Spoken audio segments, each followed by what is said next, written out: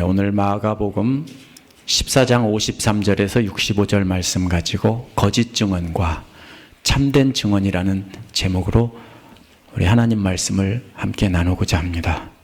지난주의 말씀에서는 두 종류의 사람들이 대비됐습니다. 칼과 몽둥이를 의지하며 자신들의 생각대로 행동하던 사람들과 하나님의 뜻에 따라 행동하던 예수님의 모습입니다.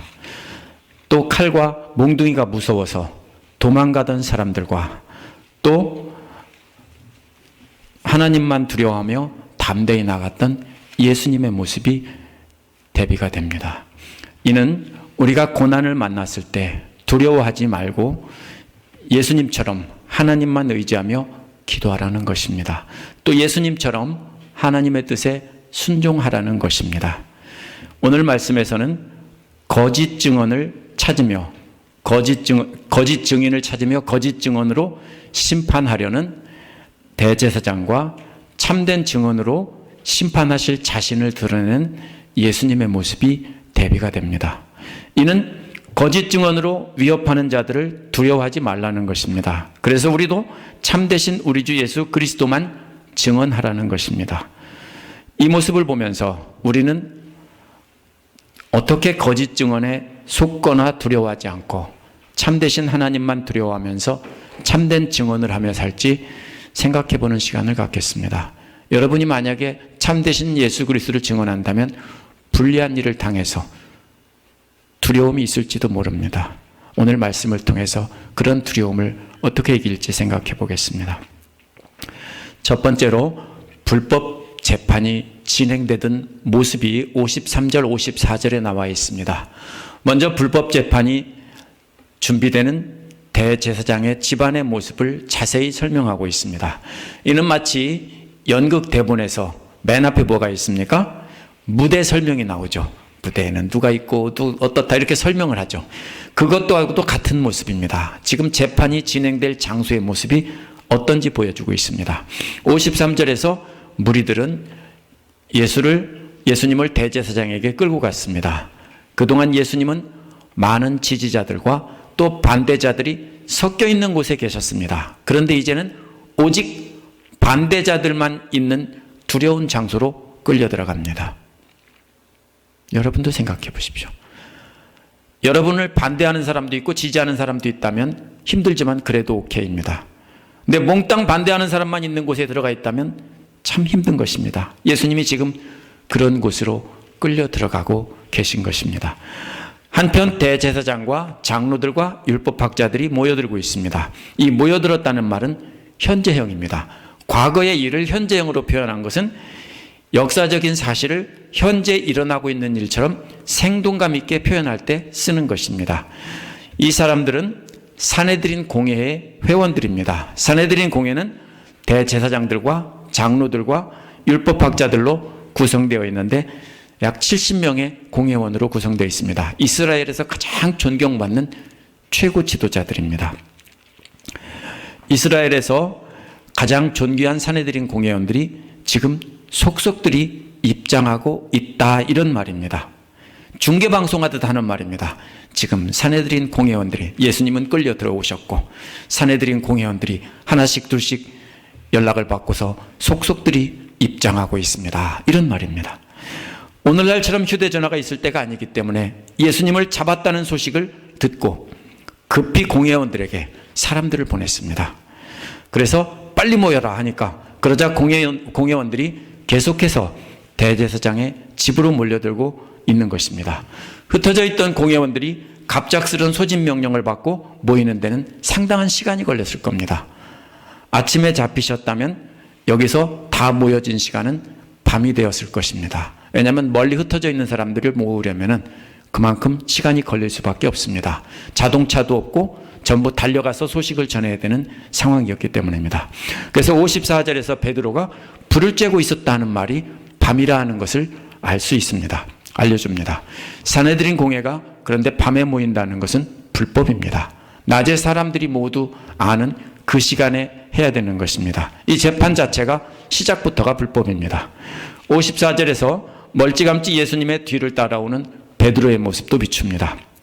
이제 마치 영화에서 한쪽을 비추다가 한편하고 이제 다른 쪽으로 카메라를 옮긴 겁니다.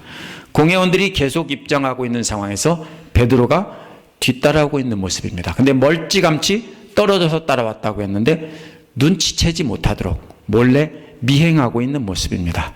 그래서 대제사장 집에 안마당까지 들어갔다는 말은 자신이 들어갈 수 있는 최대한 깊숙이 들어갔다는 것입니다. 이는 14장 31절에서 예수님과 함께 죽겠다고 맹세한 그 맹세를 지키려고 하는 겁니다. 죽으러 온 거예요. 그래서 자신도 죽으러 여차하면 죽겠다. 그렇지만 그냥 잡혀 죽는 것보다는 내가 들어가서 기회만 있으면 구출할 수 있을지도 모른다. 이렇게 생각하면서 멀찌감치 따라가서 몰래 불을 피우는 사람들 그 둘레에 섰습니다. 밤이기 때문에 잘 알아볼 수 없기 때문에 그렇게 선 것입니다. 참 용감한 베드로입니다. 베드로는 하인들과 함께 불을 쬐고 있었습니다. 춥고 어두운 밤이었기 때문에 사람들은 모닥불을 피우는 주위로 몰려들 것이고 설 것이고 베드로도 그 틈에 몰래 꼈습니다. 하인들과 함께 있었지만 베드로는 어두움 속에 하인들 틈에 숨어 있는 셈입니다. 하지만 예수님은 공회원들 틈 사이에서 공개적으로 드러나 있습니다. 이처럼 베드로의 용감한 모습을 여기서 묘사한 것은 66절 72절에서 반전을 위한 것입니다. 여기서는 참 용감한데 뒤에서는 뭡니까? 신나게 부인하면서 도망가는 모습이 나옵니다.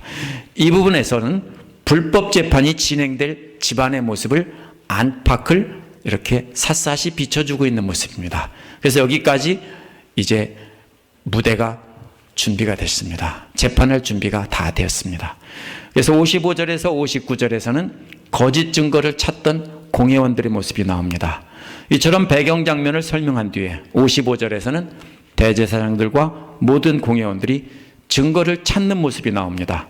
찾았다는 말은 계속해서 찾고 있었다는 말입니다. 한 번 찾았다가 아니라 계속해서 찾고 있었습니다. 공회원들 모두가 계속해서 예수님을 죽이려고 증거를 찾았습니다. 여기서 한 가지 문제점이 발견됩니다. 죄인을 잡아 재판하려면 먼저 증거가 있을 때 죄인으로 체포하는 겁니다. 오늘날도 증거가 있을 때 영장을 발부받아서 체포하는 것이 합당한 것입니다. 그런데 산헤드린 공회원들은 증거가 없이 일단 죽이기로 결정을 하고 무조건 잡아들인 뒤에 증거를 찾고 있는 모습입니다. 이거는 말이 안 되죠. 그래서 이미 죽이기로 결정했습니다. 그리고 죽일 구실을 증거를 찾고 있는 것입니다. 이것은 저들이 재판이 밤중에 했다는 것도 불법인데 이렇게 이미 불법이라는 것을 나타냅니다. 그 이유는 예수님이 죽을 죄를 지었기 때문이 아닙니다. 11장 18절에 보면 대제사장과 율법학자들은 그때부터 예수를 죽일 방도를 찾고 있었다고 했습니다. 왜냐하면 11장 15절 17절에서 예수께서 성전뜰에 있는 장사하는 사람을 다 내쫓으면서 기도하는 성전을 강도의 소굴로 만든 나쁜 놈들이라고 이렇게 막 욕을 하셨습니다. 성전을 통해서 백성들을 섬겨야 되는데 성전을 통해서 백성들을 착취하던 이 악한 자들을 욕하신 겁니다. 그러자 자기들의 잘못이 드러나니까 그 잘못을 감추기 위해 예수님을 죽이기로 한 겁니다.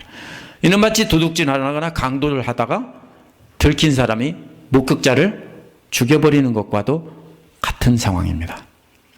그래서 무조건 잡아다 놓고 죽일 수 있는 증거를 찾고 있었습니다. 그런데 당시 산헤드린 공회는 사형을 결정할 권한이 없었습니다. 가끔 총독이 멀리 출두하고 없을 때는 핑계를 삼아서 그냥 돌로 쳐서 죽이는 처형을 하면은 그냥 눈 감아 주기도 했습니다.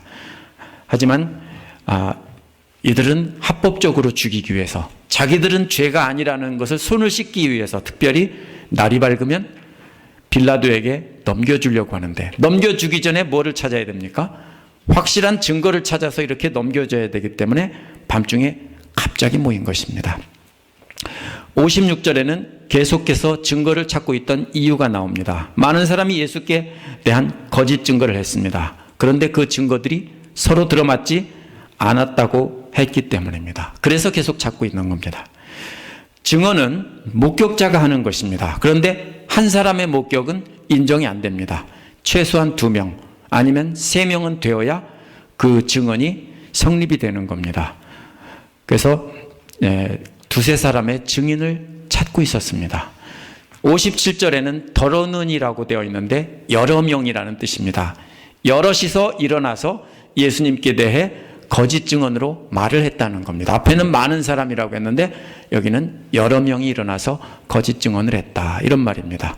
그 내용은 58절에 나온 대로 내가 사람의 손으로 지은 이 성전을 허물고 손으로 짓지 않은 다른 성전을 사흘 만에 세우겠다라는 것입니다. 마가복음 13장 2절에 보면 예수께서 성전에서 제자들을 가르치면서 성전이 무너질 것을 예언하신 것입니다. 그런데 잘 보십시오. 예수께서 허문다고 하지 않으셨습니다. 성전은 열린 마당이고 열린 공간이기 때문에 제자들만 모여서 이렇게 가르쳤지만 주변에서도 얼마든지 주워들을 수 있습니다. 공회원의 일부가 이 말을 주워듣고 그 말을 말 바꿔서 이렇게 고소한 것입니다.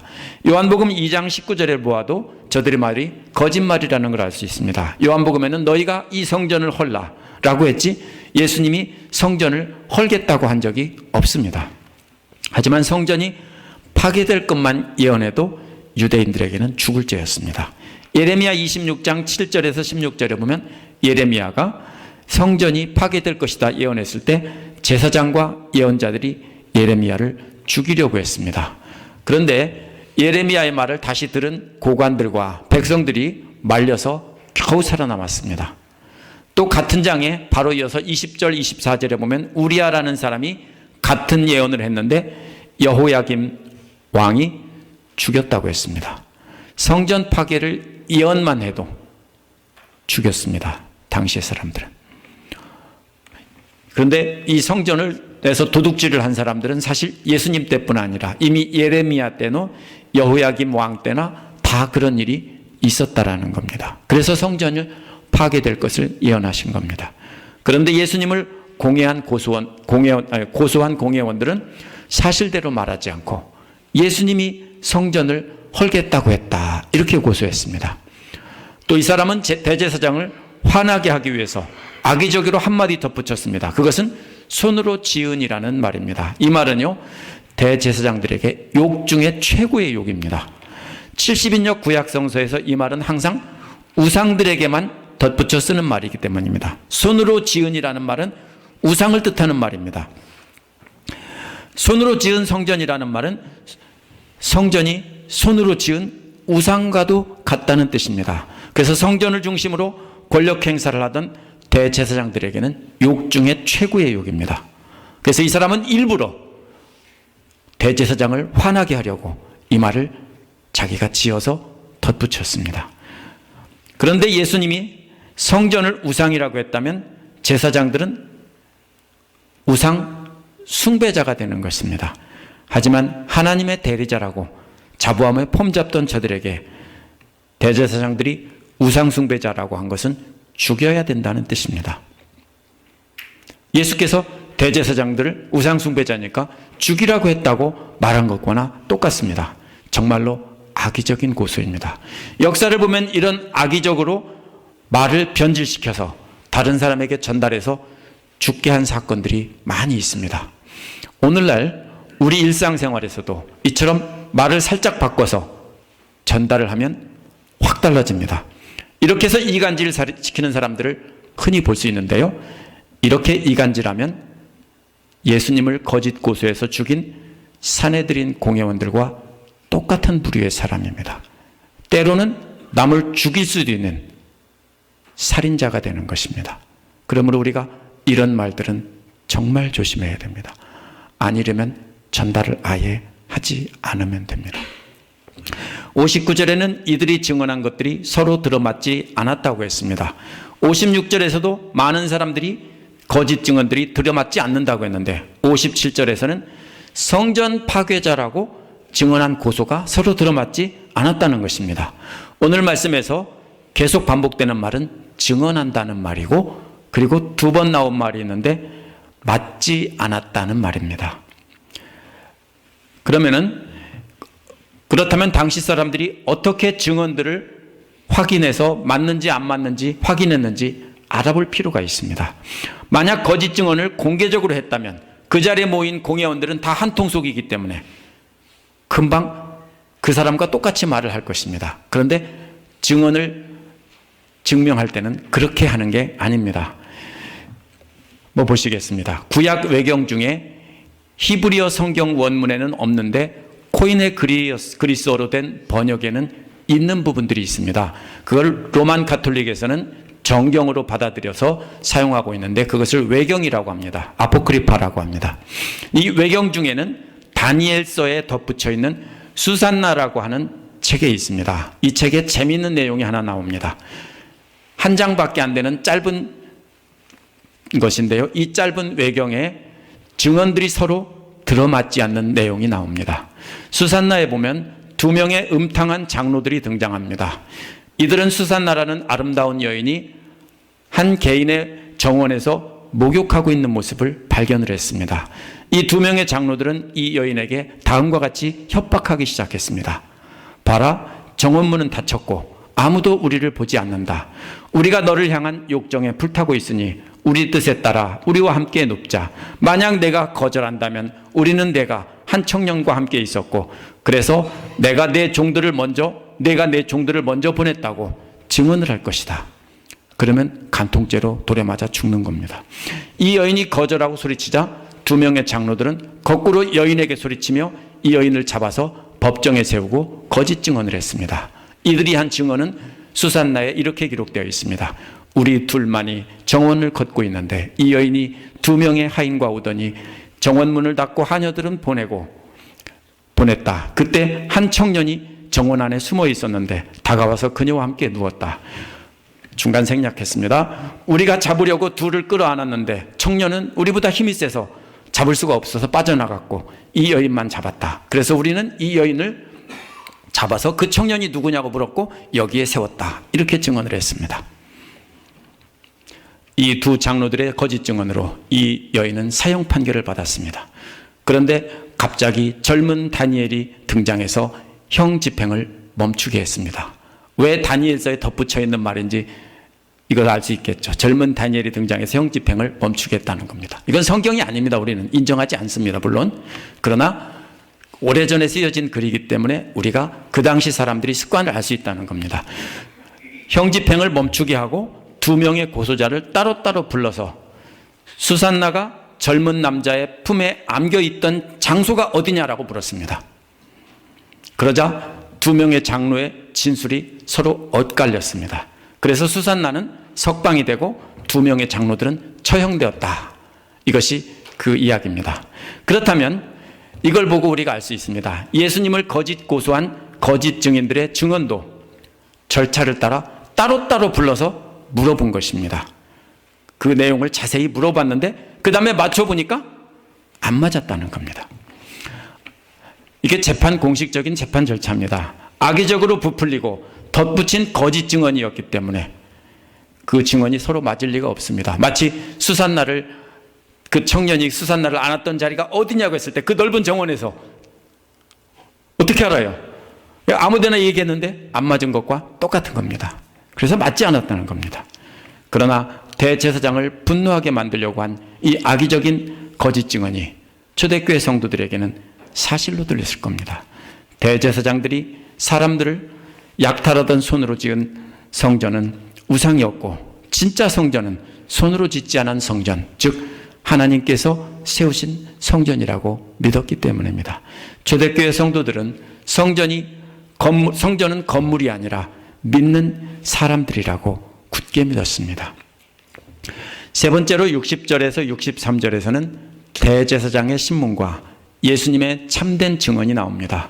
사람들의 증언이 서로 일치하지 않자 이번에는 대제사장이 직접 일어나서 예수를 신문하기 시작했습니다. 대제사장의 질문은 한 가지처럼 되어 있지만 원문은 두 가지입니다. 첫 번째 질문은 왜 아무 대답도 안 하냐? 두 번째 질문은 이 사람이 당신을 향해 고소하는 것이 뭔지나 알긴 하냐? 이런 말입니다.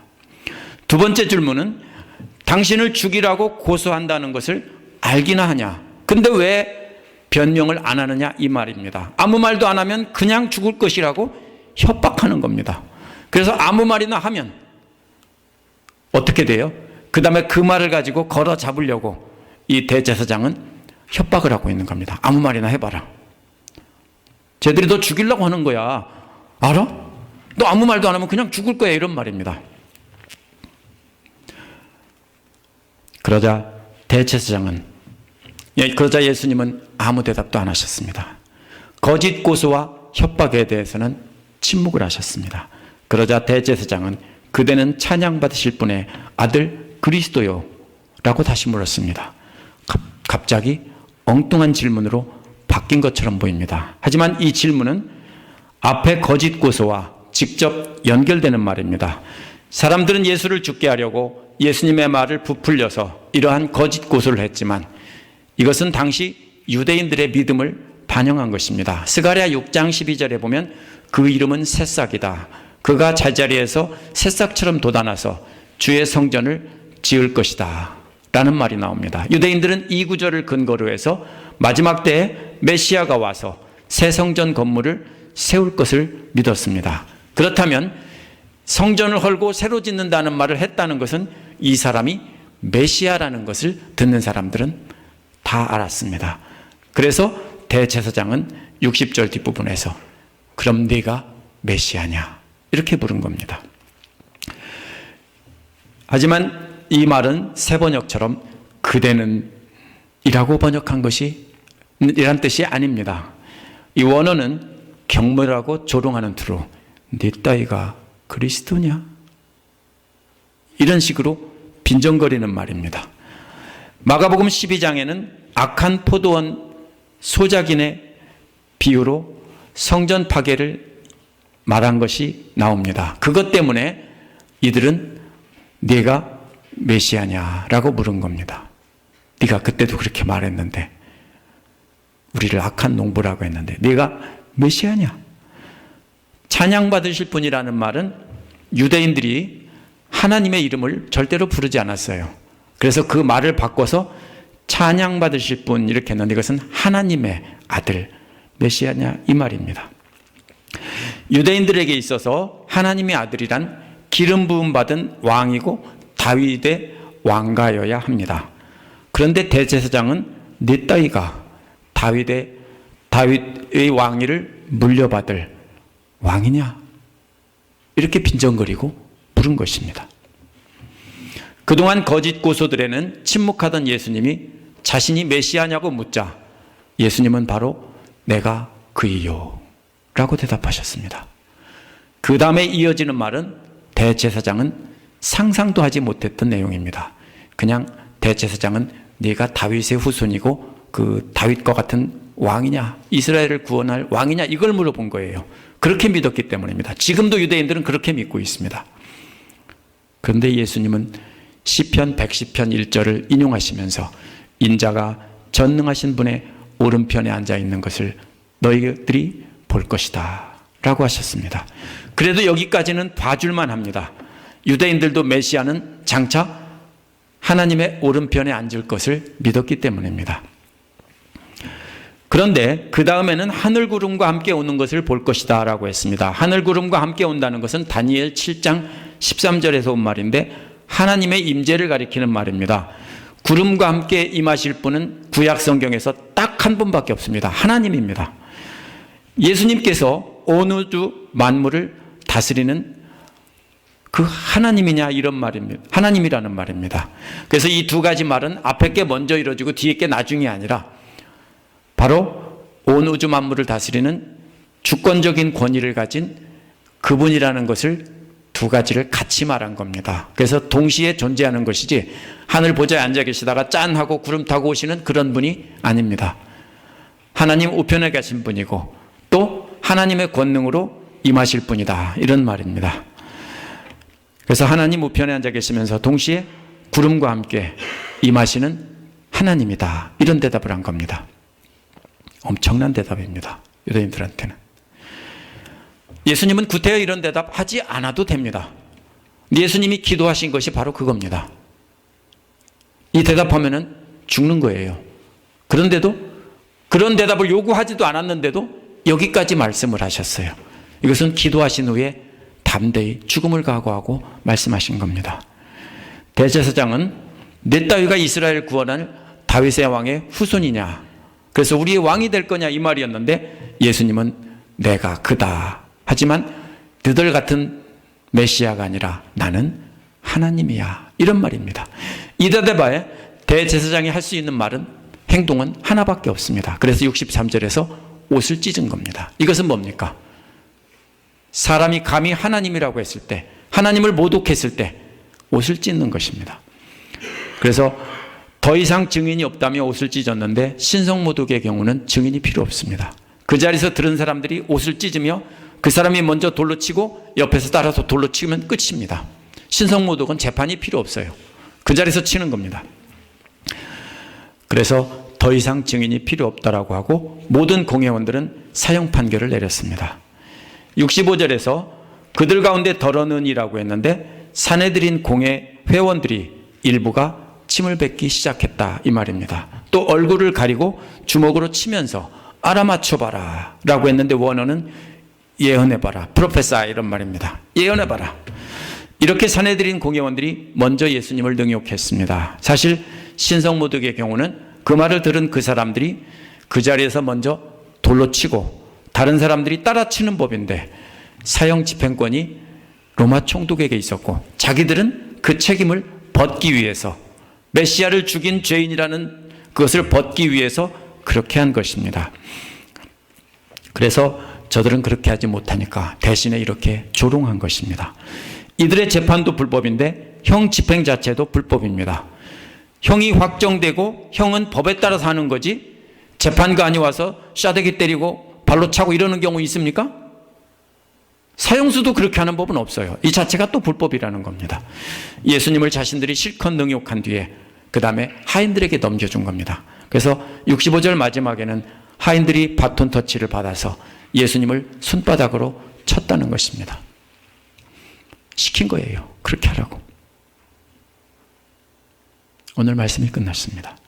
오늘 말씀에서는 이미 죽이려고 결정을 해놓고 거짓 증인들을 찾는 산헤드린 공회원들과 죽음의 위협 앞에서도 자신이 누구인지 참된 증언을 하시는 예수님의 모습이 비교가 됩니다.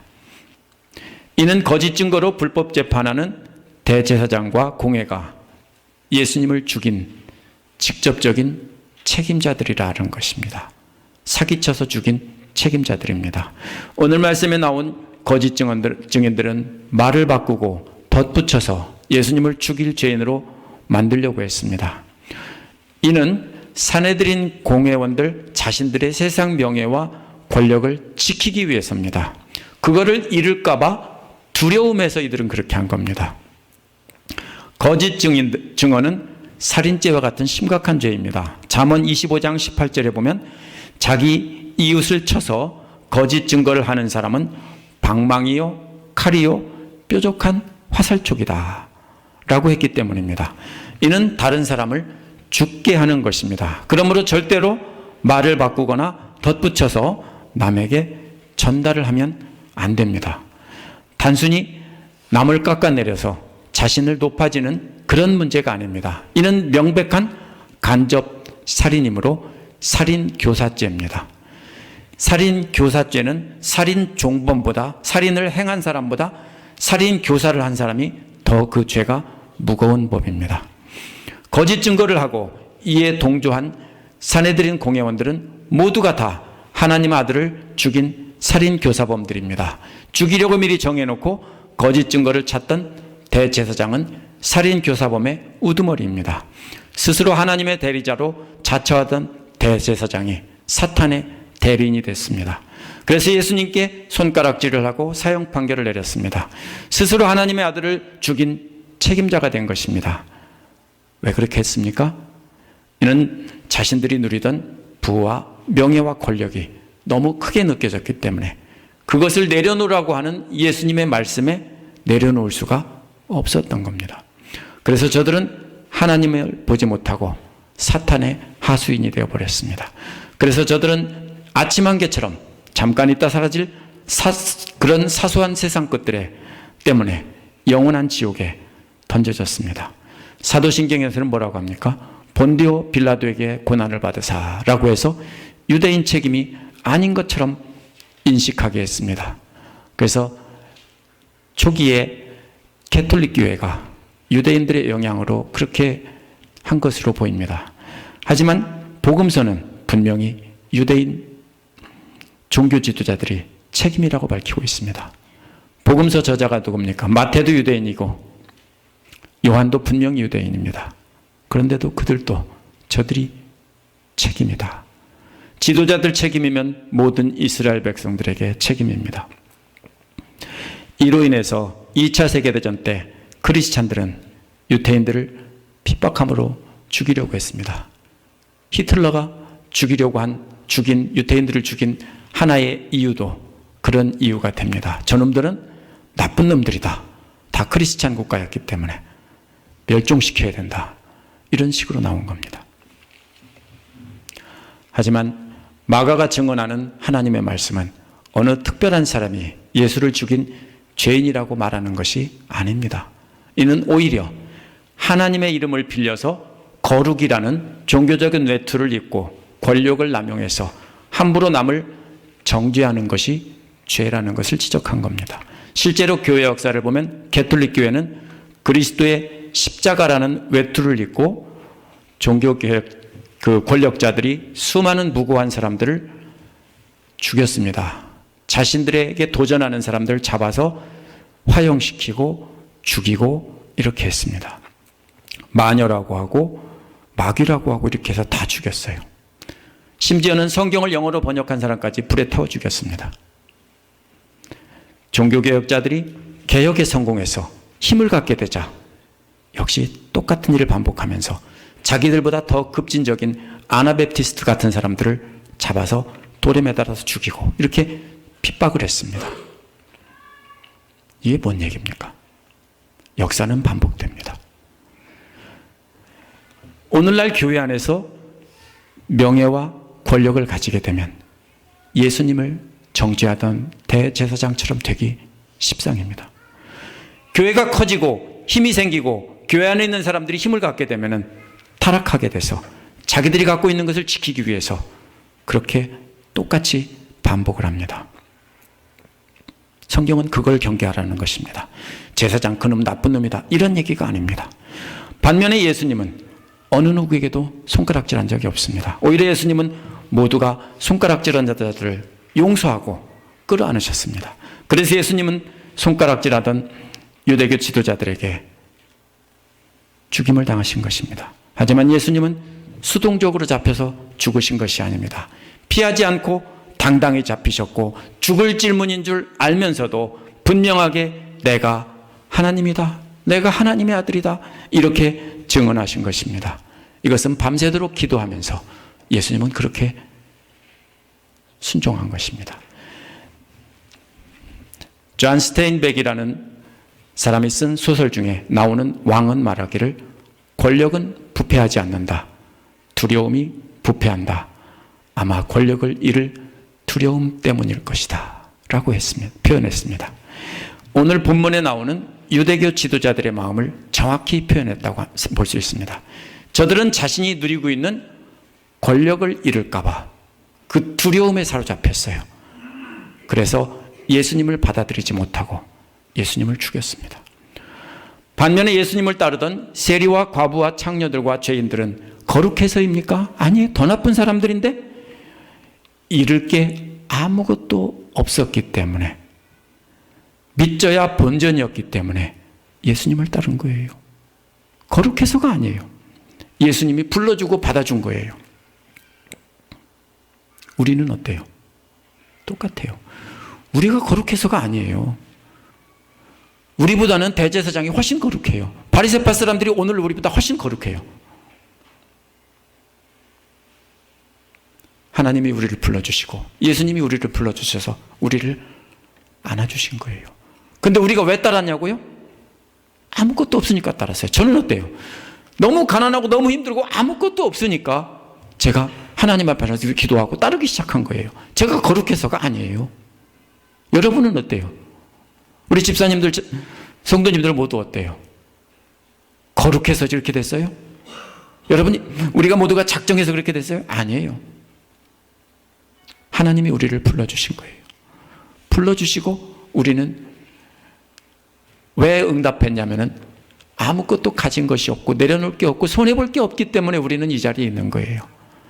반대로 손해볼 게 많은 사람들은 그거를 지키려고 하다 보니까 못 내려오는 것뿐입니다. 오늘날 교회 안에서 명예와 권력을 누리게 되면 누구나 본문의 대제사장들처럼 사내들인 공회원들처럼 되기 쉽습니다. 역사가 증명하고 교회 역사가 증명합니다. 자신들이 누리고 있는 것을 잃을까 봐 두려워서입니다. 두려움입니다. 예수님이 겟세마네 동산에서 기도하신 것도 뭐냐면요, 두려움이에요. 제자들이 도망간 것도 뭐냐면은 두려움이에요. 자기들이 갖고 있는 것을 잃을까 봐. 대제사장과 이 사람들 모두가 다 두려움 때문에 그렇게 행동한 거예요. 그러나 이처럼 세상에서 누리는 것에 집착하는 것은 결국 사람들을 두려워하는 것이고 하나님을 두려워하지 않는 것입니다. 만약 우리가 진정으로 하나님을 두려워한다면 우리가 가진 것을 지키기 위해 말을 보태고 왜곡시켜서 남을 비방하는 일은 절대로 하지 않을 것입니다. 하면 안 됩니다. 그렇게 하는 것은 왜 그렇게 합니까? 하나님이 두렵지 않기 때문입니다. 한마디라도 입을 열어서 남을 비방한다면, 말을 바꿔서 비방한다면 하나님이 두렵지 않기 때문입니다.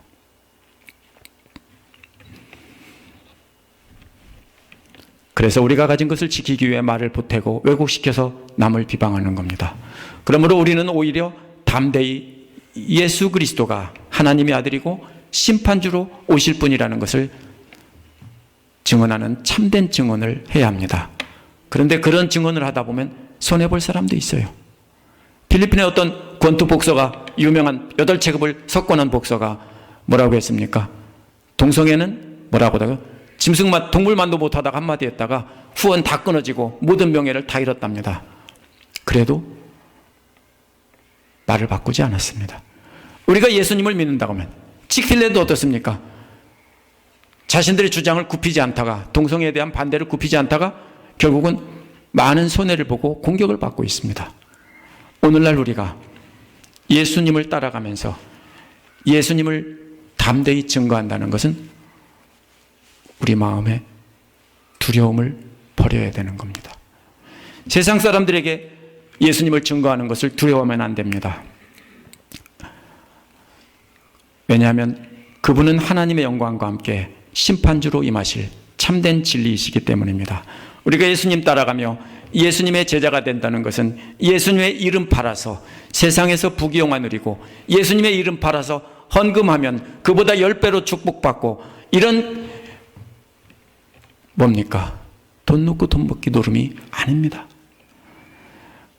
우리는 오히려 멸시천대의 십자가를 지고 예수님을 따라가면서도 참된 증언을 해야 된다는 것입니다. 그것이 예수께서 우리에게 본을 보이며 나를 따라오너라 내가 너희를 사람 낚는 어부가 되게 하리라 했고 땅끝까지 이르러 내 증인이 되라고 한 그 말씀이 바로 예수님처럼 두려움을 버리고 담대하게 증거하고 따라오라는 것입니다. 우리도 참된 예수님의 증인이 되어야 합니다. 함께 기도하시겠습니다.